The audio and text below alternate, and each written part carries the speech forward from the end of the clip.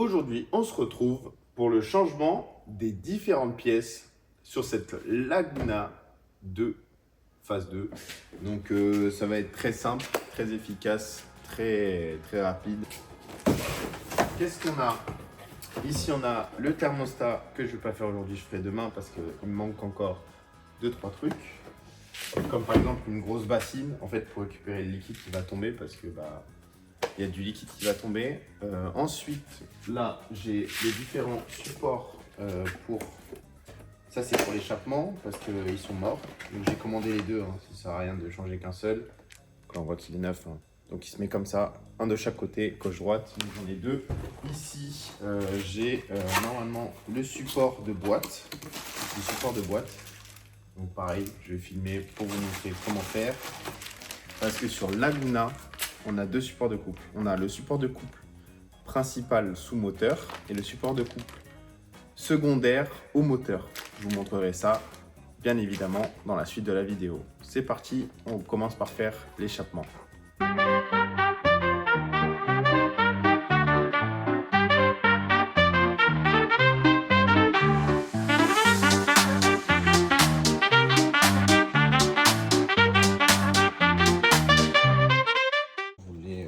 Resté dans la boîte là. J'ai couché dans la boîte, je comprends pas. Qu'est-ce que tu faisais dans la boîte, Grisouillux? Ah mon Mimousux. Voilà, donc il ne voulait pas que j'aille faire ma voiture.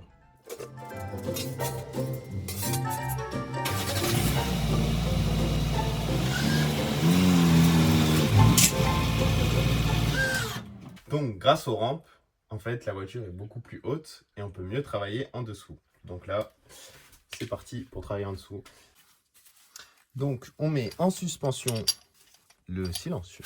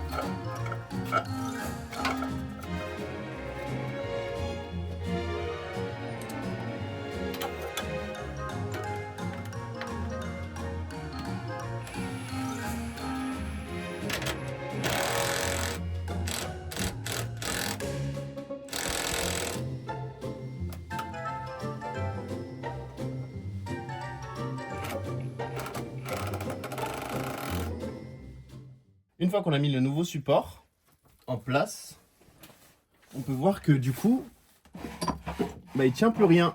Voilà. Donc c'est-à-dire que le silencieux est bien maintenu. Maintenant, on passe au deuxième. Donc la différence entre un support neuf, juste ici, hein, on peut voir il est neuf, il a du mal à bouger quand même, tac tac, et un support complètement mort, explosé. Vous voyez comment c'est craquelé ici, en fait la suspension elle tirait dessus. Là même on peut le retourner complet. Lui on peut le faire mais avec un peu plus de difficulté. Alors que lui, je peux même le tordre comme ça. Tordre. Et voilà. Donc, c'est le mieux à faire de changer tous ces supports. Donc, le cric est mis en place juste ici. Et donc, maintenant, on va procéder au changement.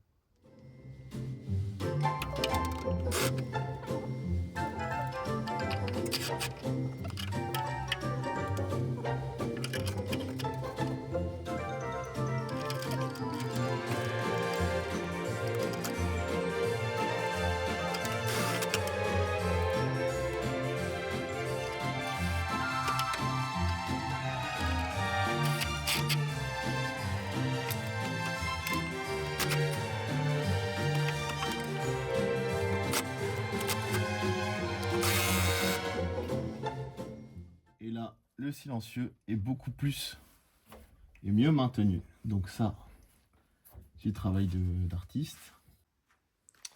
Bon, étant donné qu'on est des écolos quand même, on roule en diesel. On roule en diesel, donc on est écolo. Je vais bouger la voiture à la main.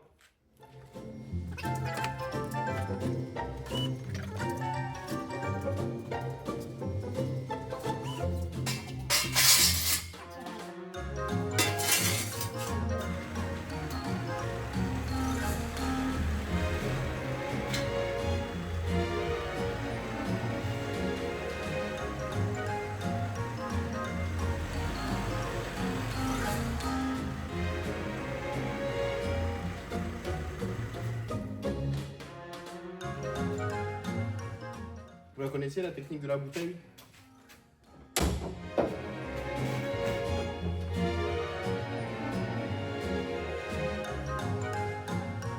Et voilà. Problémo. Chaque problème a une solution, les amis. N'hésitez pas à résolutionner les problèmes. Donc, on se retrouve tout de suite. Je vais peut-être changer la flasque parce que la flasque, ça c'est la flasque d'origine avec écrit distribution plus pompe à eau. Voilà, bref. Donc celle-là, c'est celle d'origine du moteur qui était là. Sauf que lui, il est mort et il se détaille pas. Et je me demande si c'est pas une bonne idée de le laisser lui, même s'il est mort. Parce que malgré tout, vous voyez, genre, même s'il est beaucoup mobile, à mon avis, il doit arrêter les chocs ou quoi que ce soit. Quoi qu'est-ce? Je ne sais pas.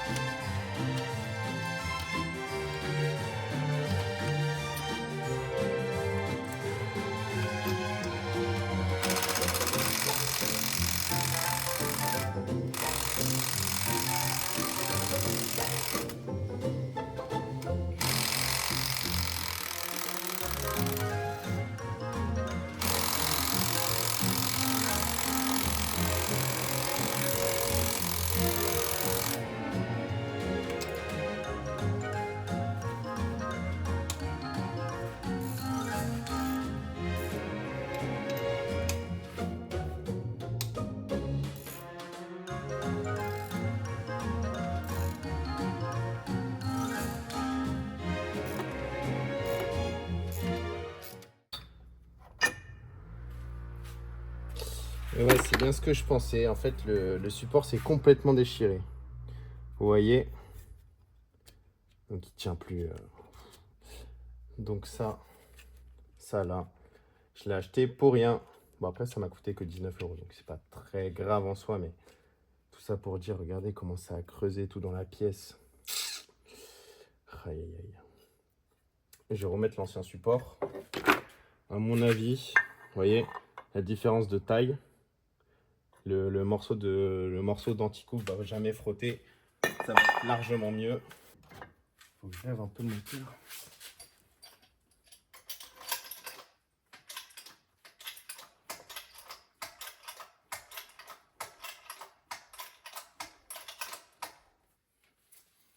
Hop là. Et normalement, voilà, ça se passe beaucoup mieux quand on lève le moteur.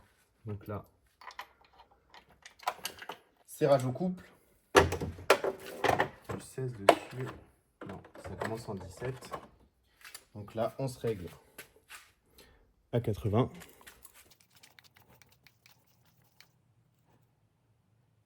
On marche à 90. 80. Tac. Là, cette douille-là.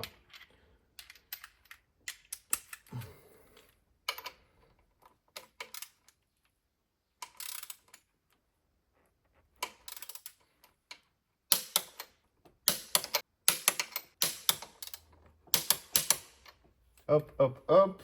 Du coup, celui-là, on va le changer. Parce qu'en fait, celui-là, Le cylinder block, il est mort ici. Donc, ah ouais, rien à voir. Donc, pour le mettre, c'est pas très facile. Il faut le pousser.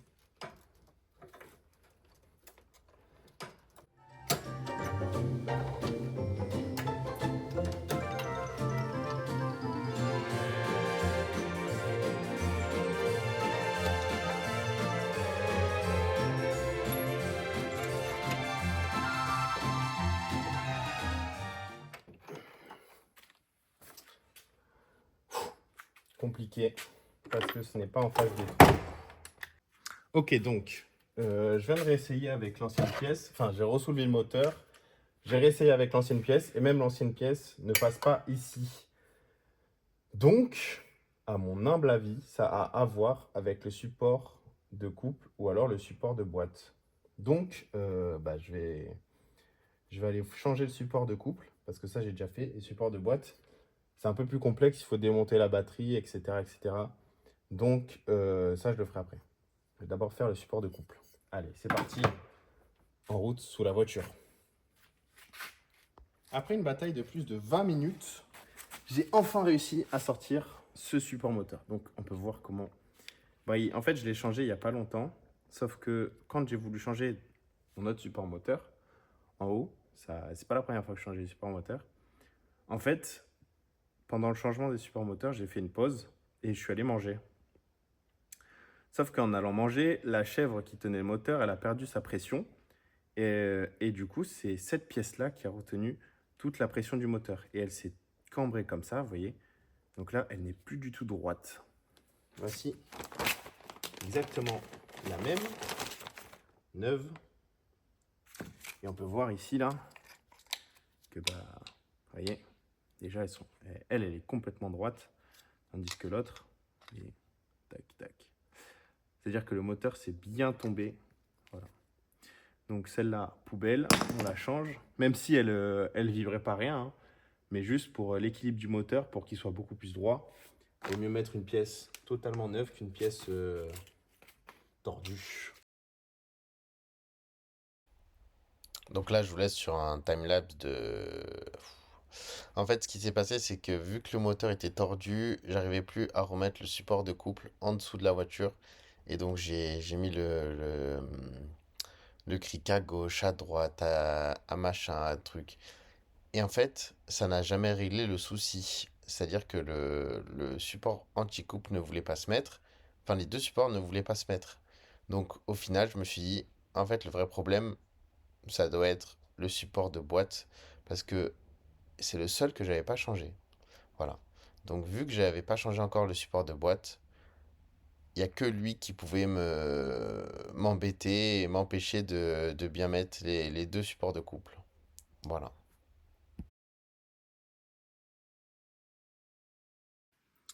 Donc là, je démonte la batterie. Bon, j'ai déjà enlevé le cosse, hein, évidemment. J'allais pas vous attendre. C'est quoi ça?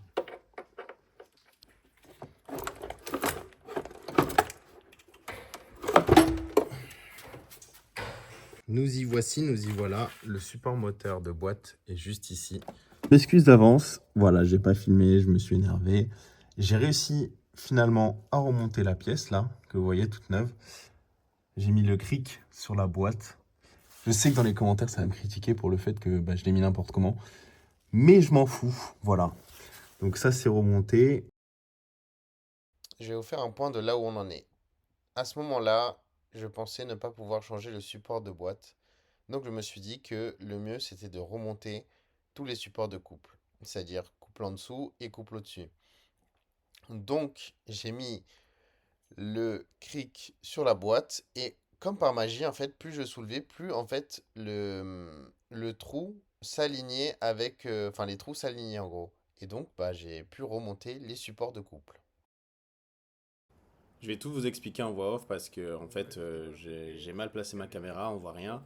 Donc pour faire simple, en gros sur le support de boîte, il y a une partie qui remonte sur le châssis du véhicule. Cette liaison au châssis se fait derrière le boîtier d'eau. Sauf que pour enlever le boîtier d'eau, il faut démonter toute l'admission. C'est ce que je m'apprête à faire et ce que vous allez voir après. Crochet ici. Donc en fait, il faudrait... En fait, ce qui se passe, c'est que le trou ici, la vis s'est bloquée dedans. J'ai tapé avec un marteau, mais j'ai pas de marteau.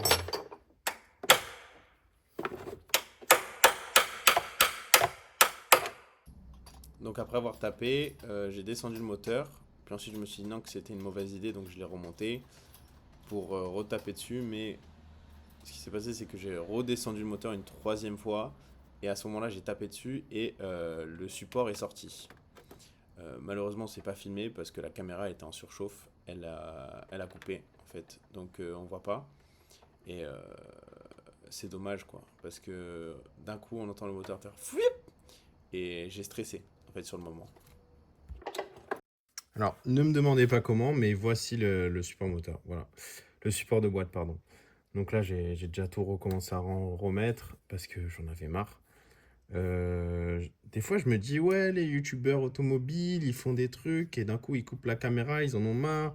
Pourquoi ils nous montrent pas? Bah, je comprends en fait. Quand ça fait genre 45 minutes, t'es dessus et que tu te dis, putain, j'en peux plus, tu pètes ton crâne. Et bah ouais, tu réfléchis à deux fois avant, tu réfléchis et tu coupes la caméra en fait. Tu perds pas ton temps. Voilà. Donc là, je vais tout remonter, je vais faire un tour avec la voiture pour voir si le fait d'avoir changé tous les supports moteurs, enfin pratiquement tous, une meilleure ambiance de conduite ou quoi que ce soit. Voilà, donc là j'ai terminé de changer tous les supports moteurs, la galère, tout ça, tout ça. Donc c'est parti pour faire un tour en voiture.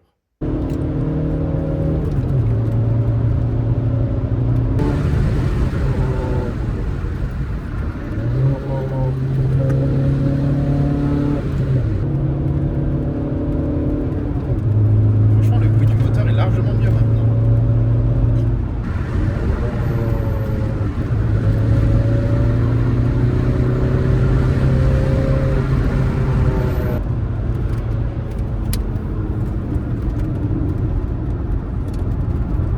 On est le lendemain de tout ce que vous venez de voir, du coup, tous les supports moteurs sont changés. Donc, support de moteur anti-couple 1 et 2 et support de boîte. L'autre support moteur principal, je l'avais déjà changé. Les supports aussi d'échappement ont été changés. J'ai fait un petit tour avec la voiture. Normalement, il y a eu des petits passages. Et franchement, ça change la vie. Je peux vous dire tout de suite, moi, au quotidien, c'est génial. Donc, tout de suite, on va régler le problème du thermostat. Je vais aller m'acheter mon petit bac de récupération d'eau, parce qu'on va pas salir le garage non plus. Donc 25 litres, à mon avis, il n'y aura pas 25 litres qui va couler. Mais on ne sait jamais, on prévoit. Donc voilà, ici le nouveau thermostat et c'est parti. Ce matin, j'ai pris la voiture, donc on l'a chauffée. Donc là, c'est l'après-midi. Normalement, elle devrait être tiède. Voilà, donc ça, c'est génial. On dirait que le boîtier thermostat a déjà été trafiqué parce que là, il y a un collier de serrage, vous savez, comme les tuyaux d'arrosage. Parce qu'hier, j'ai remarqué un truc, c'est que si je démonte toute l'admission, j'ai beaucoup plus de place pour attraper les tuyaux de l'autre côté, machin, etc. Donc, je vais démonter toute l'admission, comme hier. Donc ça, c'est un TGV, turbo à géométrie variable, indestructible. C'est des turbos qui prennent pas beaucoup de tours, étant donné qu'ils compensent ils compensent en ayant plus ou moins de pression. Donc, c'est pas des turbos qui s'abîment trop vite. Donc là, il est à 300 000 km, il est encore d'origine. À mon avis, il fera facilement toute la durée de vie de la voiture. Et là, on a accès à tous les tuyaux et au boîtier thermostat.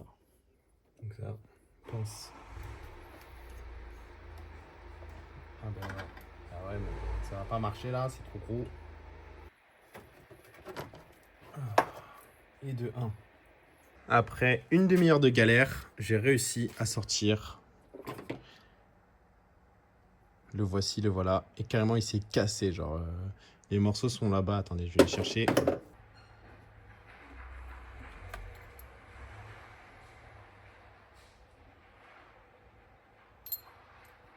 retrouver le ressort, mais en tout cas, c'est fracassé le truc. Voilà. Donc ça, c'est l'ancien thermostat. Voilà. Ce qui est bien, c'est que dans l'eau, il n'y a pas du tout d'huile, pas de mayonnaise, rien du tout. Donc, c'est-à-dire que le moteur est sain. Le joint de culasse tient et fait sa fonction. Il n'y a pas eu de surchauffe, donc ça, c'est nickel. Je vais nettoyer du coup le bord de surface avec l'Easy Decap. Donc ça, c'est le nouveau. Hop, avec le joint qui est nickel. Hop, du coup, le bon thermostat, capteur de température. Tout est nickel, hein, comparé à l'ancien. Donc tac, tac. Voilà, la voiture ira beaucoup mieux avec cette pièce. Vous voyez ces clips, c'est horrible à enlever. Donc je vais mettre des colliers de serrage, des colliers de jardin.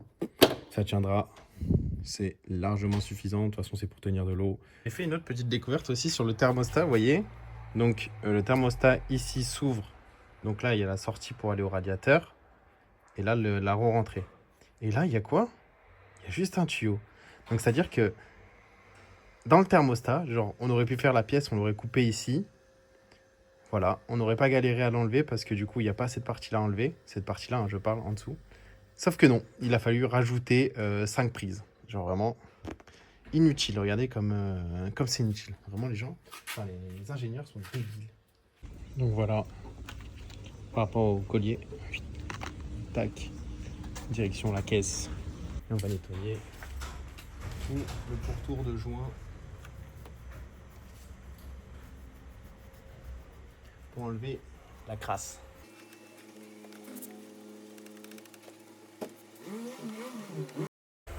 Bonjour. Ouais, super. La clé, en fait, j'ai essayé avec ma clé que j'avais et ça a marché. Donc tant mieux. Bon, bah tant mieux. Ouais.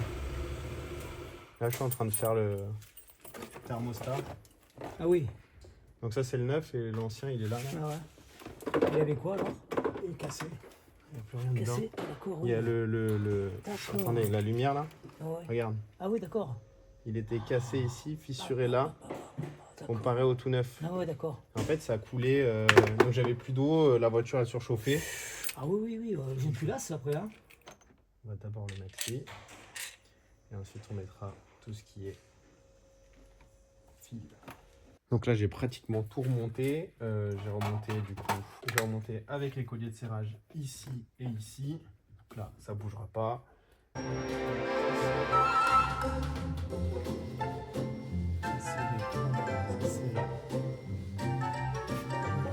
vais serrer la durée du turbo.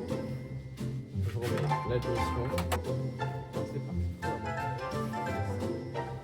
Tac.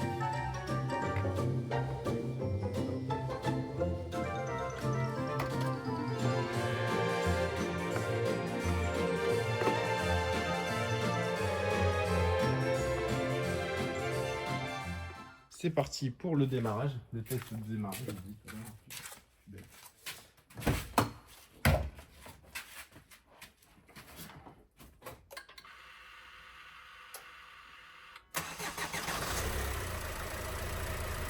Là, on attend que la température moteur augmente. Donc là, on est bientôt au déclenchement du ventilateur. Il faut juste attendre qu'il se déclenche. Et normalement, ce sera terminé. Donc là, je fais monter le moteur en vitesse pour que ça crée une demande et que ça fasse de la chaleur. Voilà.